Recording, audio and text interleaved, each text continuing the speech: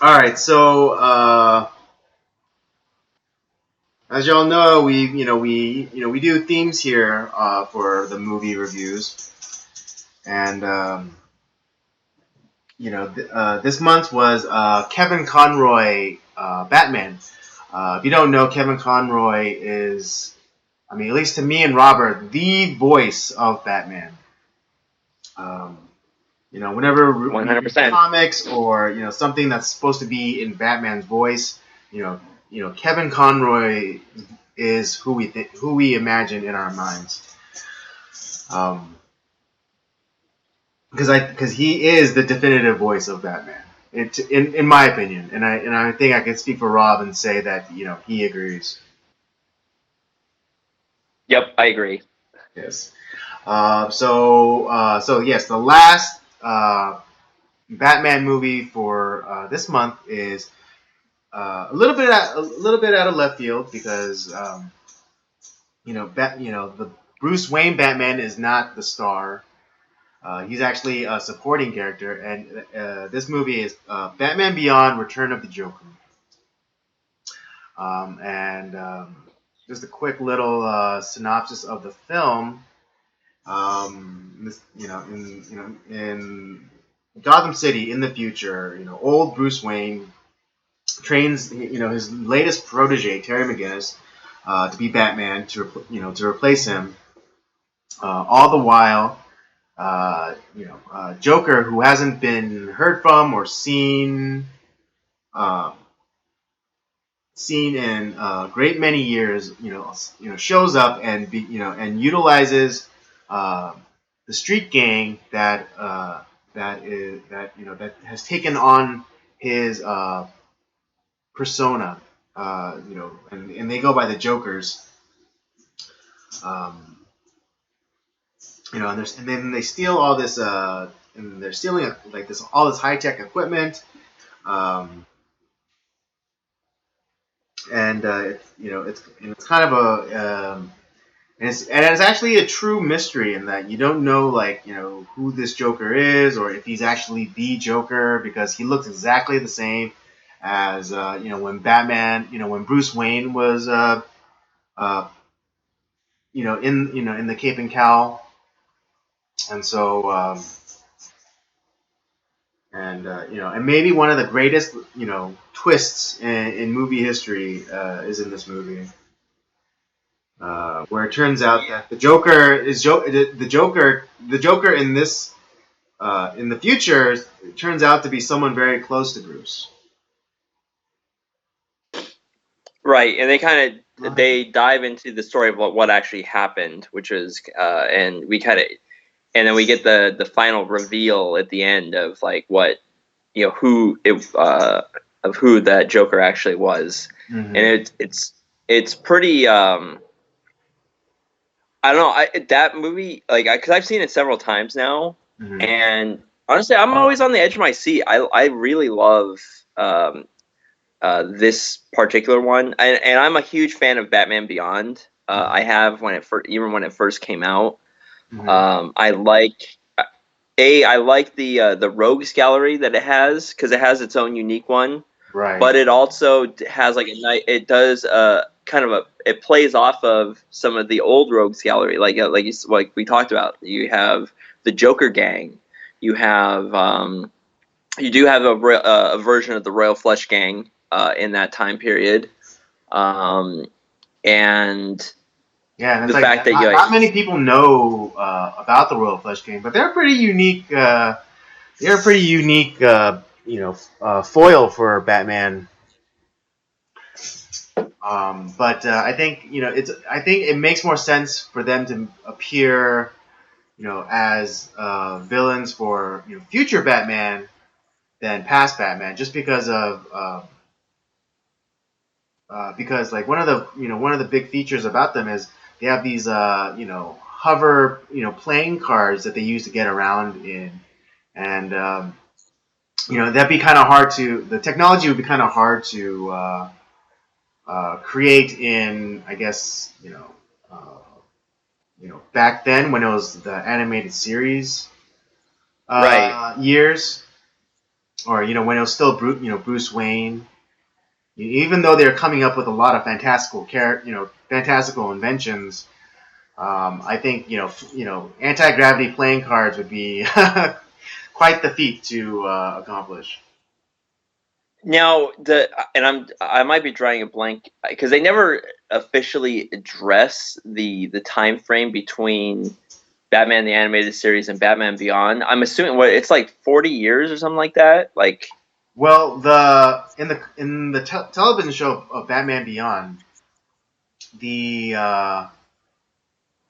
what is it? What is it? I think the official time frame is like 2009 is when the whole incident with him and like being old and I think it was like 2012. Hold on, let me look this up real fast for the audience. yeah, but yeah, but I'll say it's like, yeah, I like the guy Terry McGinnis is voiced by Will Friedle. You might know him as the oldest brother on Boy Meets World. Mm-hmm. He's also done voice acting for a bunch of stuff. A great voice actor. Really, he does quite a bit. But the character of Oh, Terry wow. McGinnis is kind of like this. I think is a great new Batman because he does while he's still kind of a young guy. He like Bruce Wayne has gone through a lot of tragedy, and so there is this darkness to him, and that a guy who seeks out justice as Bruce Wayne does. So I'll be honest, I actually might like Batman Beyond almost as much, if not more, than the animated series Really? because we get not only do we get Bruce Wayne and his gritty, like kind of Tanker his self, yeah. surly self, but because the nice Bruce Wayne is completely gone. The Bruce Wayne that we see there is Batman. It's and he's pretty much he's all alone. He's surly. He's essentially he has formed himself into Batman. Well, although he no longer dons the costume. But then you also get Terry McGinnis, who is kind of that new, like when he's Terry McGinnis, he's kind of just his young fun self. But when he puts on the costume, he's Batman. Or this new Batman. So you kind of get the best of both worlds. Mm-hmm. And because Terry McGinnis also not only is he essentially Alfred, but he's also Batman at the same time. Right. Yeah. I think there's that great line in when in the Batman Beyond TV show where Talia al Ghul comes and offers Bruce a second chance at life, and they're on their way to the island where the Lazarus Pit is, and Terry says, I'm not wearing the Robin costume." Yeah, yes, I forgot about that. That's right. Yeah. So yeah, and I think I think this is a great example of how to honor like the source material, but still create something new and original. Something that I think a lot of uh, creatives are afraid to do these days when trying to adapt, source material and try to create something new. I would Um, say, and well, Batman Beyond, the show, because it initially was just a show. It was just a show, but it was so popular that they ended up creating a whole series of Batman Beyond comics. So that tells you what a great job that they did in creating this mhm, new series. right. Just to answer the question real fast. Yeah, the interestingly enough, Batman Beyond story begins in 2019. Wow, that Or, well, isn't or at that least that's the last time that Bruce Wayne is Batman. wow, that's how ironic is that? Like I had no idea that like it kind of just played out. It's like, all right, well we're talking about what's going on today. Bruce Wayne is an old man. It's the future. It's the future. We're in the future. Yeah. Where's the hovering playing cards and the The flying Batmobile and cars stuff? and the 7-course meal in a single pill. Where's all that? Yeah, that's interesting. It's sure. Yeah, it really is. Um, but this movie was really great. I'm a big fan of animation. Uh, and it does borrow from the aesthetic of the not the original animated series, like the one that was produced by Fox, but the middle one where WB took over, and then which led also into Justice League, and so it was a nice kind of Right. return to that style of animation, and yeah, the story was just really good because it dealt with like these these traumas from the past, and the seemingly invincible Joker. Because in the animated series, there was always this thing of how like the Joker always in certain episodes it always seems like the Joker dies, but he inevitably comes back. Right. Right. And so I thought this was like a great little nod to uh, that kind of like insider information for anyone who's been following Batman in like the animated universe, especially with the Joker, because like there's like this one where he was at the aquarium and the Joker like falls into the water. Just before as he's delivering like this kind of zinger one liner, all of a sudden like he's falling, and then there's a shark that jumps out and like seemingly eats the Joker. But he's back again in another in another episode down the line.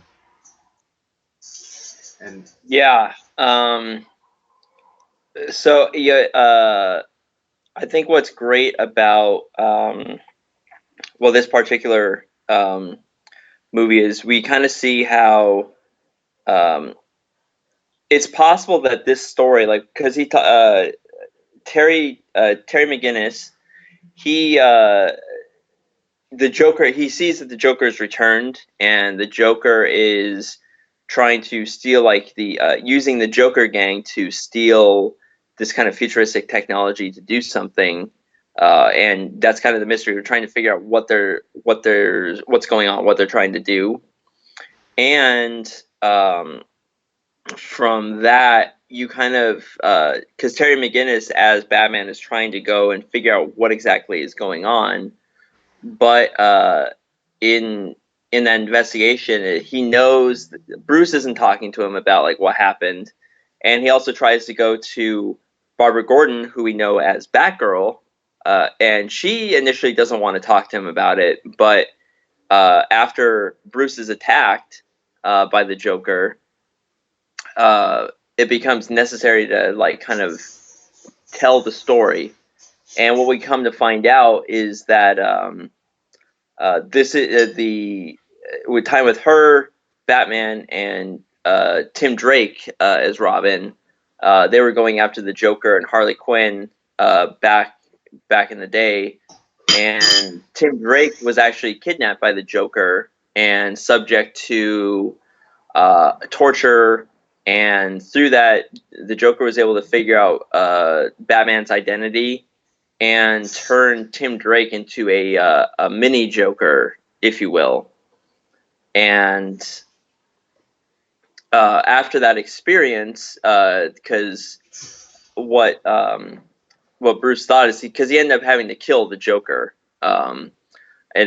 or so Well, he actually, thought. no. I mean, And technically, it wasn't. Batman didn't kill Joker. It was like the insane, tortured, Tim Drake. oh, it was He's Tim Drake the that was yeah. that killed The him. Joker put him in the position to kill Batman, but instead, kills the Joker. Kind of in like Right, this very tragic, heartbreaking scene where the Joker gives. It's funny because like that's the gun that uh, the Joker uses in the beginning of the movie to kill one of the Joker's minion characters. right, But yeah, the Joker tosses him this toy gun that shoots that when you pull the trigger, a flag comes out that does bang. But then the I guess the secondary joke to that is you pull the trigger again, and the little flagpole shoots out and impaling the victim. And so the Joker tosses it to the tortured insane Tim Drake Robin, and he tells him to shoot to shoot Batman, and being faced with that situation, he musters the very last bit of his will, and he kills the Joker. And I thought that was just like heartbreakingly tragic, because even because like the Joker kind of goes through almost like these sick kind of home movies of him torturing Robin, saying like, oh, right. kind of mocking Batman, saying like, oh, you would have been so proud, to see him being so strong, but he eventually, but also by mocking him, saying like, but he eventually gave in and told me all sorts of secrets, and so kind of taunting Batman, uh, to try and get him riled up to the point of where he might actually murder the Joker.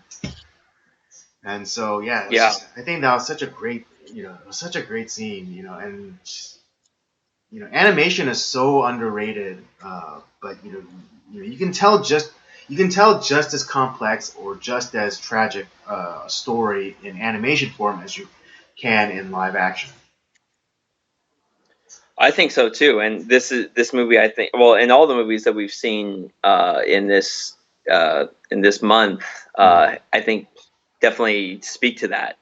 The Mm-hmm. stories are all very rich, and the animation itself even tells a story.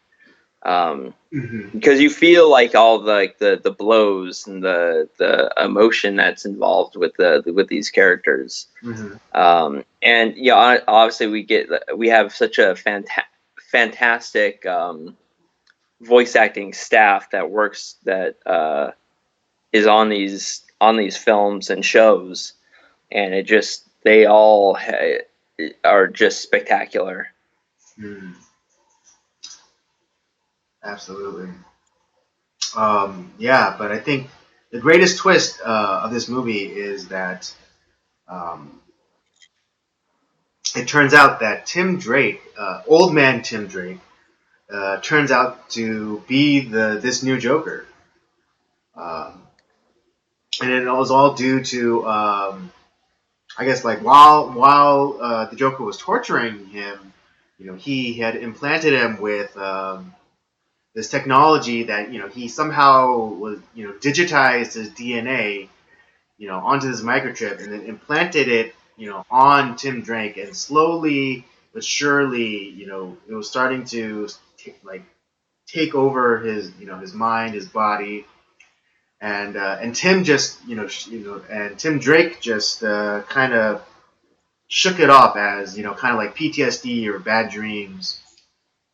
But Right. it was really just Joker, the digitized version of the Joker, slowly and methodically taking over Tim Drake's body. Yeah, that was and so technically what we saw was the real Joker. It was him utilizing the body of Tim Drake. And so yes, while the original Joker is dead, he's Mm-hmm. still alive, which is Right. kind of Yeah, kind of And like his legacy, his ghost. I dare say his spirit, kind of reincarnated. right. And well, and the scary thought is, um, yeah, he did it to Tim Drake, who is arguably one of the people that Batman was the closest to. But who knows how many of those that he put on people? Right? Who knows? That Like who? Yeah, who's to say that there's an entire city full of Jokers just waiting to emerge from unsuspecting victims. But right? I think that's what makes it like so amazing because like it couldn't because like it couldn't just have been Tim Drake. He might who knows, it could have been a bunch of people, and maybe some, the technology didn't necessarily take.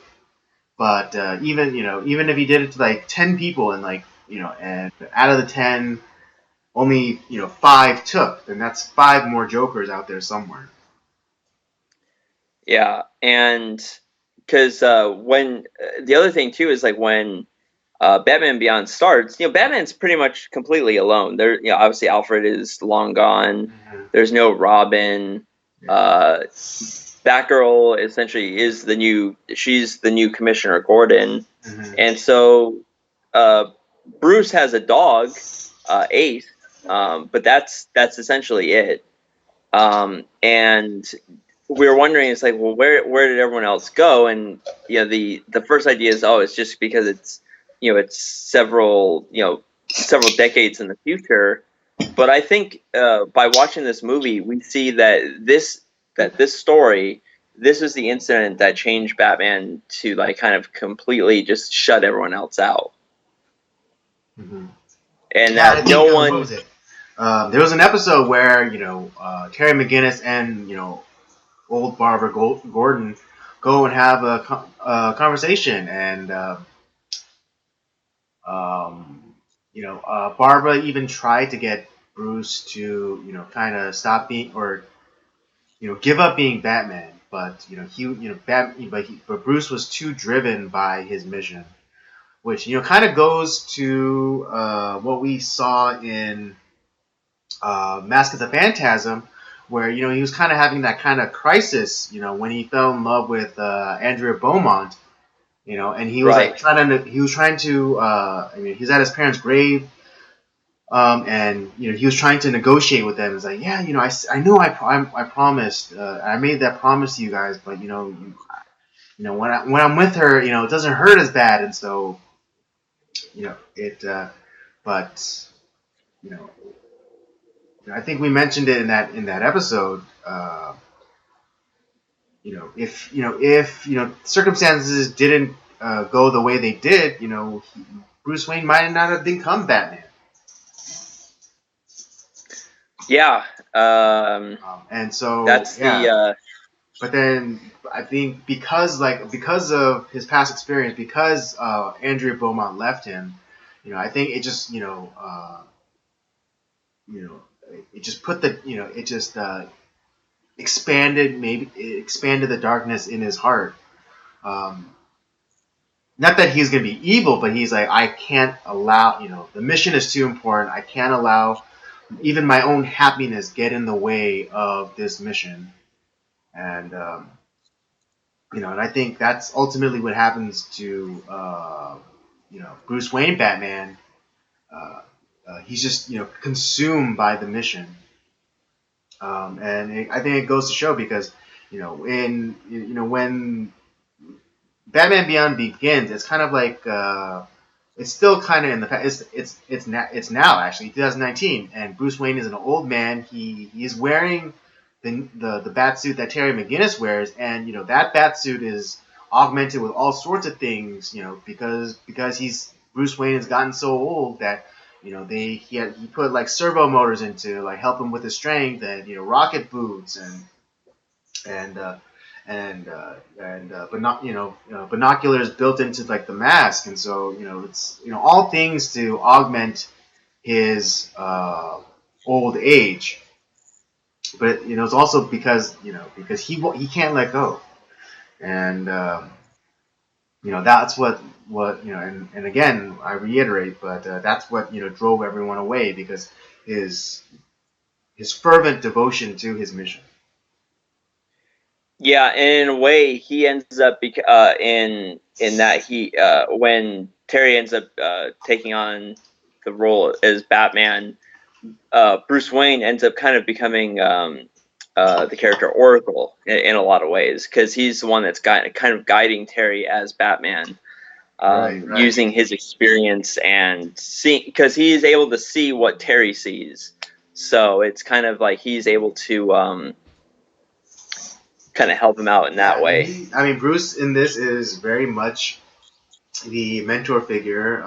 Your Obi-Wan Kenobis, your Qui-Gon Jinns, your um, or as you were saying, kind of like the guy in the chair. Spider-Man: Homecoming. I can be your guy in the chair. Yeah, Bruce was the guy in the chair for Terry, and so and It's like I said, that's why Batman Beyond as a whole is I think it's great. It's complex. It's exciting. The characters are engaging. Um, and then this movie was not only do you get like the mystery involved, but there's a lot of great ass kicking action, and there in typical Batman fashion, there's a lot of tragedy in it too. mm-hmm. Absolutely, I think yeah, it definitely falls within the tradition of Batman and tragedy, and particularly tragedy at the hands of arguably Batman's greatest foe. Yeah, Well, it turns out it seems the internet connection, or because we diverted into talking about Batman, YouTube has decided not to throttle us. So we're operating back at normal, a bit normal speed. efficiency. Yeah. So I don't know. We could. I mean, yeah. I didn't expect us to be able to I didn't expect us to be back on track, but we are. Well, let's give our rating. Yeah. So let's go. Yeah, let's give our ratings. I'm gonna give this 4.5. Oh man, yeah, then we're thinking exactly alike because that's what I was going to be giving it too. Yeah, easily four and a half, 4.5. 4.5. Of the Batman films that we've watched this month, this one is my favorite. Mm. Okay. Yeah, I love it, and like I said, this is probably about like the third or fourth time I've seen it, and I like it just as much as I did the first time. Agreed. I just like I love the little Easter egg at the end. Because when Barbara was retelling the story of the night that the Joker died, everyone assumed that Harley Quinn had died. But at the end, when those twin girl Joker gang members got bailed out by their grandmother turned out to be none other than Harley Quinn. Yeah, that I thought that was kind of like a nice little like Easter egg too, and so it's kind of like it makes me wonder. It's like who the heck did Harley Quinn like get with to like where she Right, had. and also it raises the question: did that because in the movie, Harley Quinn and Batgirl are fighting, and they're fighting in the old Arkham Asylum, which was half kind of demolished. So they're not fighting on like solid ground, and so there's like this point where Harley Quinn's bazooka goes off and like destroys, blows up the ground that they're standing on, and they're falling down, and Batgirl is able to grab onto part of the building, and she has Harley.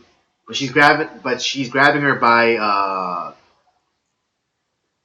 what is it like her wrist, but by like the The flare, like glove. yeah, like from the like little sleeve, the puffs on her sleeve, and Batgirl's trying to raise Harley Quinn's arm up to the ledge so that she can hold on, but then the sleeve rips and then she falls seemingly to her doom. But yeah, you gotta wonder is like, did that fall drive her sane? Did that maybe she landed on her head and and it made her sane, which allowed her That's a, yeah. to go on with her life and and marry a good man and have children and have grandchildren apparently. Yeah, that's actually that's a interesting thought too. I would like to. I think it gives us a lot of like interesting speculation as to what may have happened to Harley Quinn. Um, and well, because we do get like a little bit of idea into some of the original Batman's Rogues Gallery. Because in Batman Beyond, uh, they because they have this drug that's like they're called like slappers or whatever, Yeah. and it turns out that it was uh, Bruce thought it was Bane that was the one that might have been like producing it, and they end up like finding that all the years of the venom that he would put into his body had just demolished him. Yeah, erect him. But it was like the same kind of technology of like what made Bane Right. so Yeah. strong. It was still the super steroid, and and it turned out it was the nurse that was looking after Bane that was the one who was you know selling it and on the street and things like that. But yeah, like all of the kind of nods to like yeah like the past villains like you said like the Joker gang or this new kind of Bane or kind of interesting little twists. Like there was Spellbound. There was the villain Spellbound, and he was kind of a remix of Mad Hatter because he would kind of brainwash people or make them do things against their kind of against their will. Yeah, yeah. So yeah, very imaginative rogues gallery that Batman Beyond had, and so yeah. But anyways, that is our review. We definitely encourage this movie. Both Rob and I give this a 4.5 out of 5. Go watch it. See for yourself. Tell us what you think.